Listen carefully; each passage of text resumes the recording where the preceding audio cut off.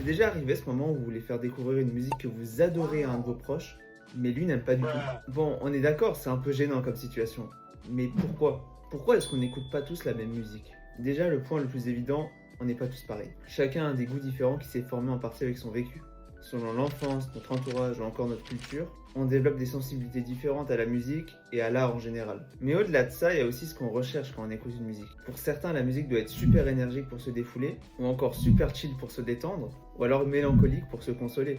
On peut aussi parler de la manière dont on écoute la musique. Certains accordent énormément d'importance aux paroles, alors que d'autres se concentrent plus sur la mélodie, le rythme ou encore l'ambiance. Mais je pense que ça peut aussi être contextuel. Une musique triste peut être magnifique le soir en voiture, mais complètement insupportable quand on se réveille le matin de bonne humeur. En fin de compte, on peut dire que nos goûts musicaux ne sont absolument pas un hasard. Ils racontent une partie de notre histoire et de notre personnalité. Notre vécu, nos émotions et même le contexte dans lequel on écoute influencent ce qu'on aime ou pas. En fait, si on n'écoute pas tous la même musique, c'est juste qu'on vit pas tous la même vie. Mais sinon, est-ce que